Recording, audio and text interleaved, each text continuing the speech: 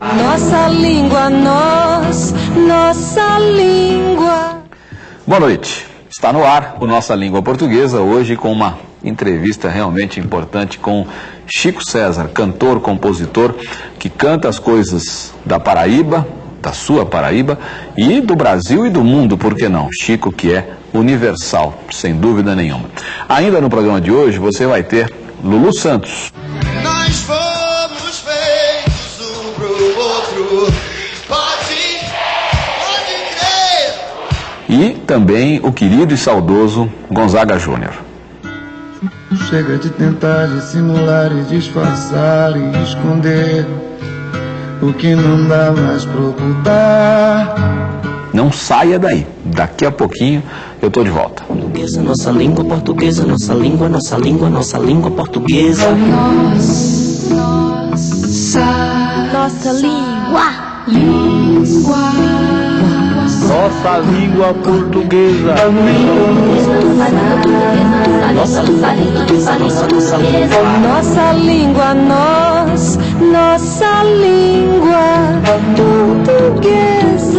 Nossa língua, nossa língua, nossa língua portuguesa. Nossa língua, nossa língua.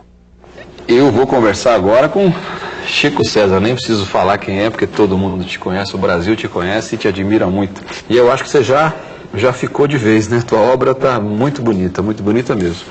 E a gente quer falar dessa obra, centralizar a conversa nesse último disco que você fez. Beleza, mano, depois a gente vai mostrar melhor. Vamos falar um pouquinho das músicas do disco? Vamos, quer dizer, antes de começar, eu quero dizer que eu estou lisonjeado com as suas palavras. Tem uma busca mesmo, né, uma procura.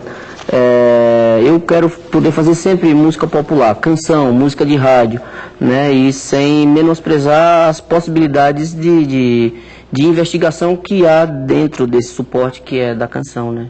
Ou seja, tem a ver com o que eu disse aqui, dessa coisa bem ampla que você faz, que tem, você é Brasil, né? E Brasil é ao mesmo tempo o mundo, quer dizer, você tem desde a temática lá da Paraíba, a gente está vendo aqui nesse disco, né? De Catolé do Rocha, tua cidade tão querida, até Mallarmé, que está nesse disco citado aqui, e a Benazir lá do outro disco, né? Benazir Bhutto lá do Paquistão, né? E tanta coisa que você cita, que é uma referência impressionante, é um negócio assim, eu falo para os meus alunos, Chico César é intertextualidade, o cidadão precisa estar no mínimo bem informado para entender a tua obra, não é? Eu estou exagerando ou é isso mesmo? Como é que é? Por ser canção, e isso é que eu acho que me surpreende. Eu imaginava que o sujeito precisava estar realmente informado, ter lido e tal, mas depois que eu saí fazendo shows pelo Brasil inteiro, interior da Paraíba, do Rio Grande do Norte, Mato Grosso, encontrando o pessoal que trabalha na roça, vaqueiros, boiadeiros que vão aos shows, eu vi que não. Quer dizer, cada um tem a sua própria informação e o seu jeito de ler, tem a sua leitura, né? Obviamente que há citações que uma pessoa não vai perceber. Por outro lado, há coisas no meu trabalho que algumas pessoas veem que que não foram intencionais.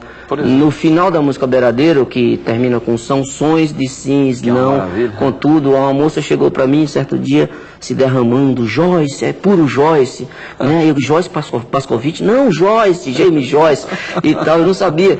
E aí ela falou, não, tal livro dele termina exatamente com essa coisa dos sons de sims e tal. Eu falei, gente, eu não sabia. Né? Então já havia ali uma coincidência. E há muitas coisas dentro do meu trabalho que muitas pessoas percebem porque elas têm aquela informação, né? E elas trazem essa informação para mim, né? Eu tenho uma interpretação muito maluca da música Yuri, que um rapaz fez para mim. A música só tem 2 palavras, Yuri, e aí complementa-se com Popov, né, que é o baixista de Minas, e Gagarin, que era o cosmonauta, né, russo. E aí o rapaz fez uma interpretação de páginas, né?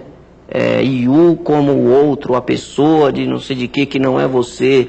E fez uma...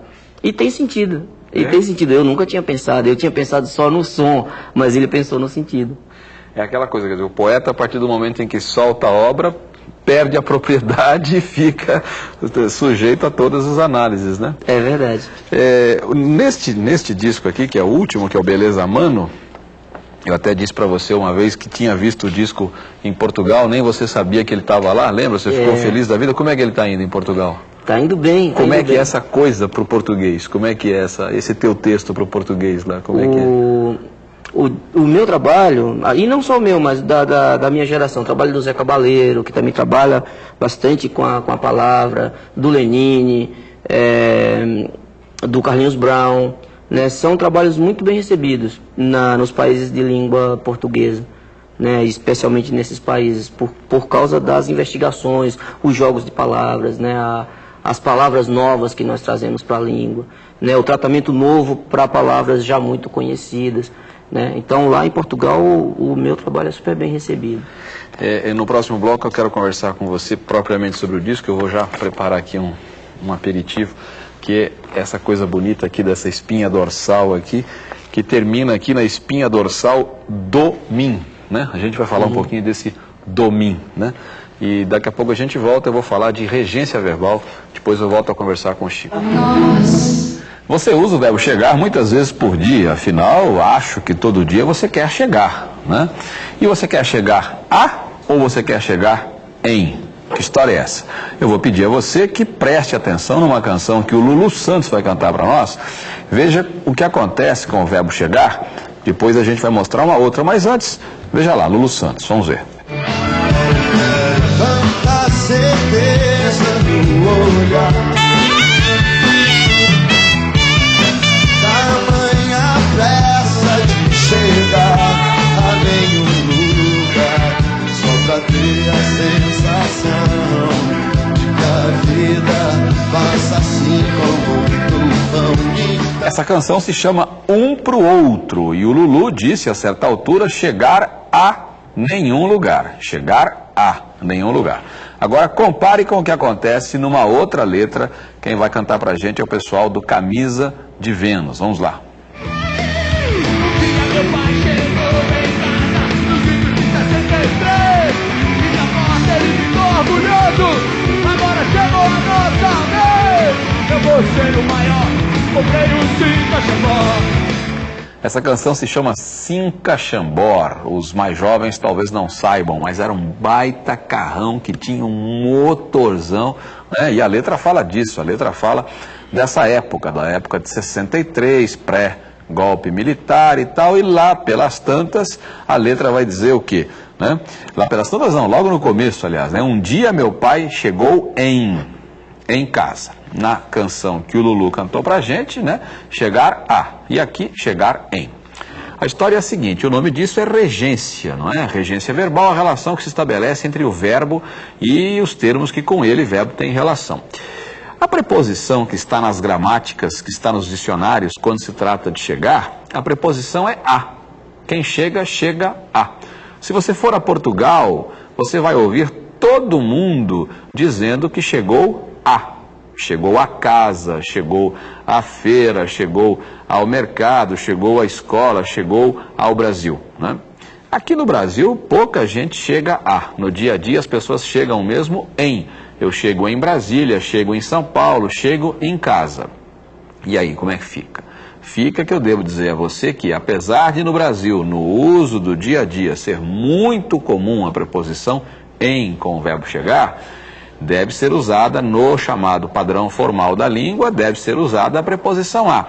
Quem chega, chega a. O verbo chegar indica destino, indica direção, e a preposição adequada a essa ideia, a ideia de destino, de direção, a preposição gramaticalmente indicada é a. Portanto, na língua formal você chega a Brasília, chega a São Paulo e você chega a casa. Agora, tente imaginar essa canção aqui, o Cinca Chambor, com a letra usando a preposição a. Não dá, realmente não dá. É aquela coisa da adequação. Na língua falada, a preposição a com o verbo chegar, principalmente para chegar a casa. Aqui no Brasil, se você disser eu cheguei a casa, vão perguntar que casa? Né? Nós não estamos habituados a isso. Mas no padrão formal é chegar a mesmo, e em Portugal, no dia a dia, isso é mais do que comum. É isso. língua portuguesa, nossa língua, nossa língua, nossa língua portuguesa, nossa língua. Eu volto a conversar com Chico César. O professor Ulisses Infante, que é da equipe do Nossa Língua Portuguesa, preparou aqui uma série de observações em relação aos textos do último disco, desse disco Beleza Mano.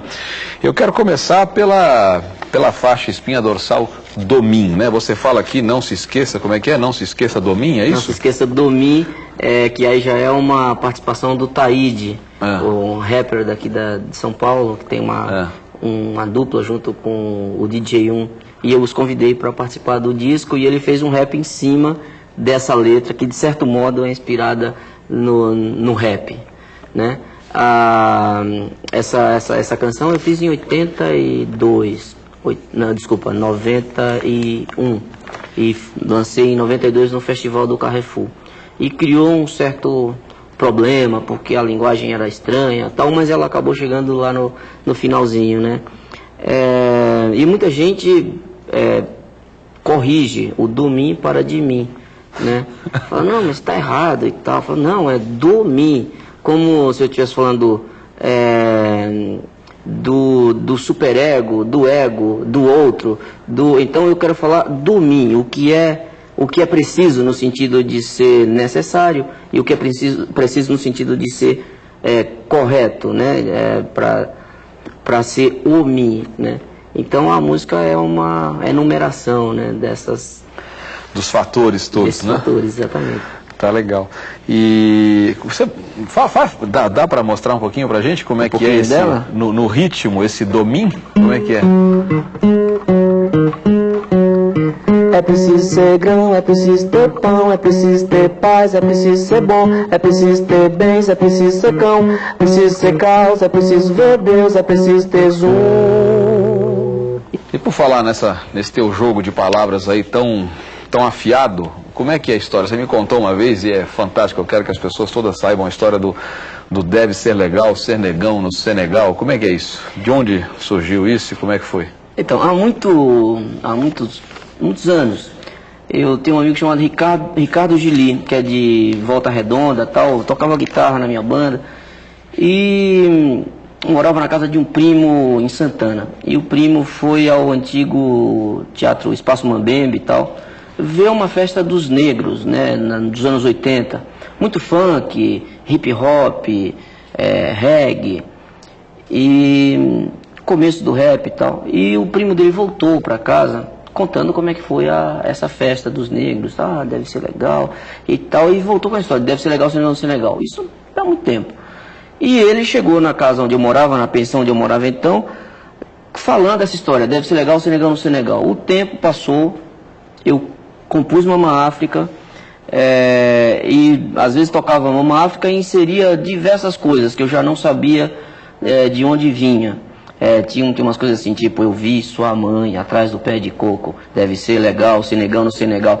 E a gente falava um monte de coisa nos shows. No tempo que eu tinha uma banda com o Paulinho Lepetit, Ange Millier, era outra turma. E com o passar do tempo foi ficando só deve ser legal, Senegal, não Senegal, eu já não sabia mais de quem era. Fiz o disco aos vivos, o tempo passou e eu pensando, puxa, aquele negócio não é meu, né? Um dia alguém vai bater na minha porta e tal, querendo os direitos e tal. Aí eu achava que tinha a ver com esse meu amigo, Ricardo Gili. O encontrei e perguntei, Gili, isso é seu? Ele falou, não é meu, mas eu sei de quem é. Aí eu falei, de quem é? Esse bicho é o meu primo, né? O meu primo que há muitos anos apareceu com essa história e tal, e na verdade é dele e tal. Eu falei, bom, mas ele não vai me... Né? Ele falou, não, ele só quer um disco e ficou contente que uma bobagem que ele saiu pensando depois de uma festa, né, dos anos 80, serviu para alguma coisa e tal. Eu falei, pô, mas é tão precioso e tal. Depois encontrei o próprio primo, né? E isso começou a fazer parte da música. Nas minhas canções tem muita coisa reaproveitada, coisas minhas, coisas de outras pessoas. No Beradeiro, por exemplo, eu tinha muita dúvida se aquela frase da cigana analfabeta lendo a mão de Paulo Freire, que é uma coisa de louco, que eu ficava na dúvida se era minha ou se era de um amigo meu, do tempo da universidade. Ele mora no Piauí. E eu liguei para ele e perguntei. Magalhães, de quem é isso? Me tira esse peso na consciência.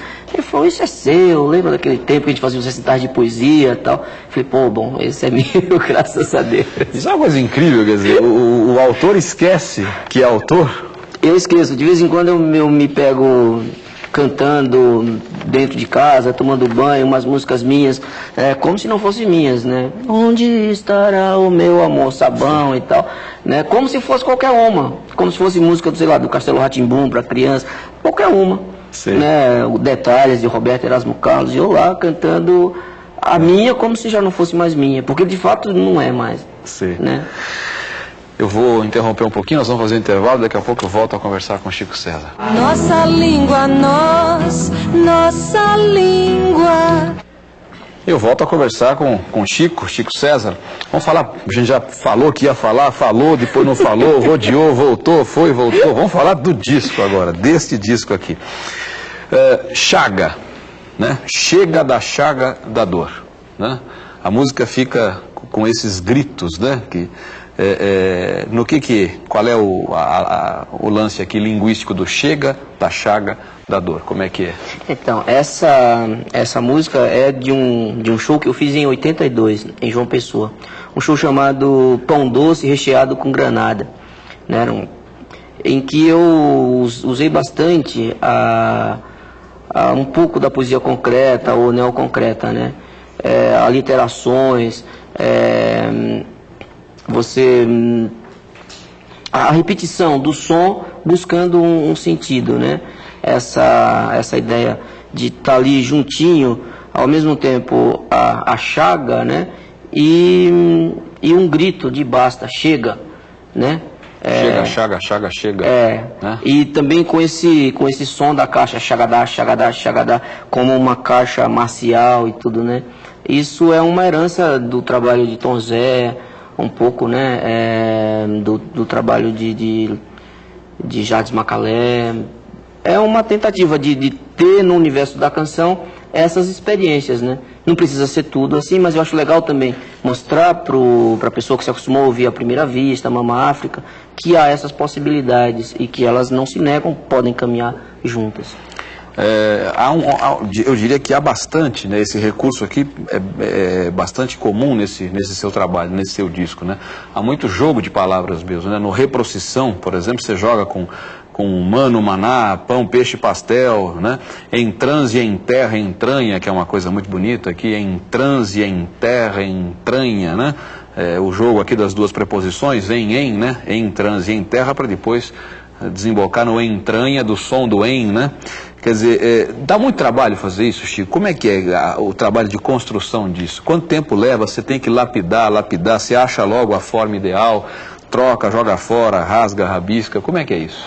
Cada vez é uma vez, cada processo é único. Essa música, por exemplo, eu fiz toda a primeira estrofe de uma vez, um estalo assim, parece uma coisa meio mediúnica, e eu fiz e depois achei que aquilo era uma forma, mas que eu precisava ainda ter mais dois com a mesma forma e uma espécie de refrão, né?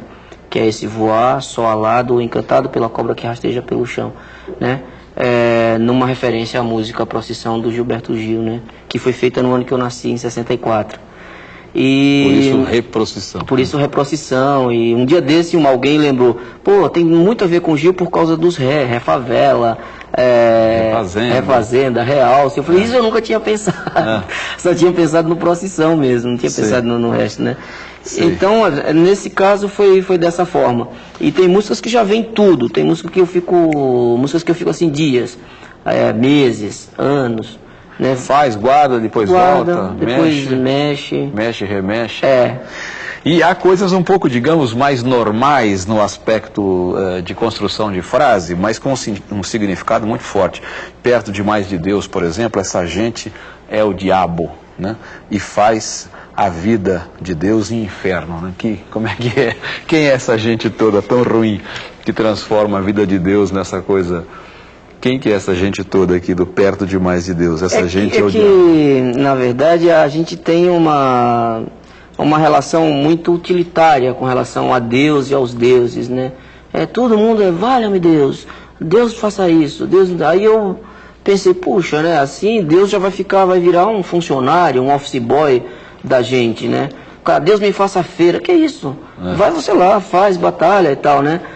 E a música, eu tô aí tomando a defesa de Deus, não parece, né? Porque eu falo que tem muita gente perto demais de Deus e guarda Deus na cristaleira, né? Fica aquele retratinho ali, você vai lá e, né, diz duas coisas, se benze rapidinho e acha que Deus vai resolver tua vida, né? Não vai, né? Você que tem que ir lá e resolver. A música te fala disso, né? A burocratização quase dessa relação com Deus, não o seu texto, claro, na vida das pessoas, né? E muita gente que hoje até se vale da imagem de Deus para sacanear, na verdade, né? É aqueles que iludem a boa fé dos outros, né? É um Deus a serviço de... É um office boy perigoso, né? Perigosíssimo. É verdade. Perigoso. O que é a beleza Zabelê? Zabelê é um pássaro, ou não? O que é a beleza Zabelê? Zabelê aí é... Zabelê, na música Beleza Mano, é isso? Zabelê é o nome da filha da Baby Consuelo. Uma das meninas chama-se Zabelê. E tem uma música, Minha Sabiá, Minha Zabelê, que Nana Caymmi canta, né? Com você. E Zabelê é um pássaro. É um pássaro, E eu tinha pensado... que beleza e Zabelê são palavras que estão ali dentro, né? Uma tá dentro da outra, né? E pensei em brincar com isso e juntar com mais uma outra coisa, que é esse modo de falar do jovem da rua de São Paulo. Beleza, mano, né? E eu quis trazer essa coisa do universo rural, do pássaro e tal, para um nome de mulher, para um nome delicado, né? E falar dessa necessidade de transformação, de atuação, de você pensar para cima, né? Pensar, tá alto astral. A música Beleza, Mano, que dá nome ao disco, né? Tem a ver com isso. Infelizmente, eu preciso encerrar. Eu vou te pedir, se possível, que a gente termine com você tocando um pouquinho da música do Paulo Freire, a música que você fez citando o Paulo Freire, se for possível. É o verdadeiro. Esse eu nem preciso tocar. O grande educador, o grande professor brasileiro Paulo Freire. Obrigado, Chico, Eu que agradeço. Pela presença. Os olhos tristes da fita rodando no gravador, uma moça cozendo roupa com a linha do Equador, e a voz da santa dizendo: o que é que eu tô fazendo cá em cima desse andor? A tinta pinta o asfalto, enfeita a alma motorista, é cor na cor da cidade, batom no lábio nortista, o olhar vê tons tão sudestes, e o beijo que vós me nordestes, arranha-céu da boca paulista. Cadeiras elétricas da baiana, sentença que o turista cheire, e os sem amor, os sem teto, os sem paixão, sem alqueire, no peito dos sem peito uma seta, e a cigana analfabeta, lendo a mão de Paulo Freire. A contenteza do triste, tristezura do contente, vozes de faca cortando, como o riso da serpente, são sons de cis, não contudo, pé quebrado, verso mudo, grito no hospital da gente. Língua portuguesa, nossa língua, nossa língua, nossa língua portuguesa, nossa língua.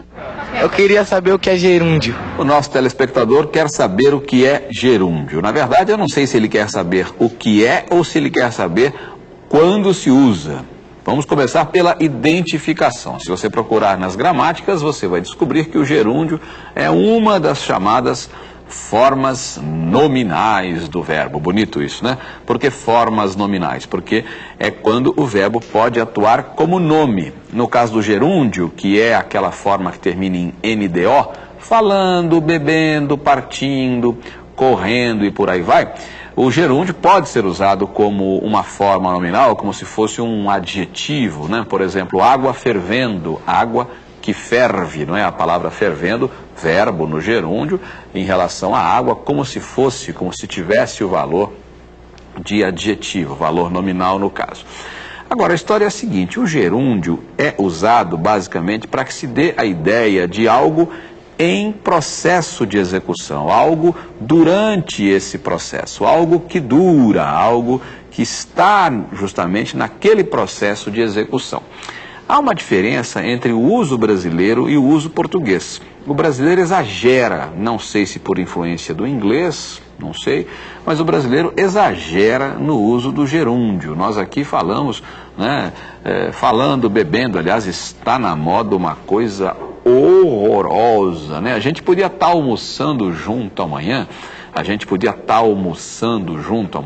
O senhor pode estar enviando um fax para nós? O senhor pode estar enviando um fax para nós amanhã? Por que não o senhor pode enviar um fax amanhã? Essa moda exagerada do gerúndio aí com 3 verbos agora, isso é um cacuete esquisito. Em Portugal não se usa.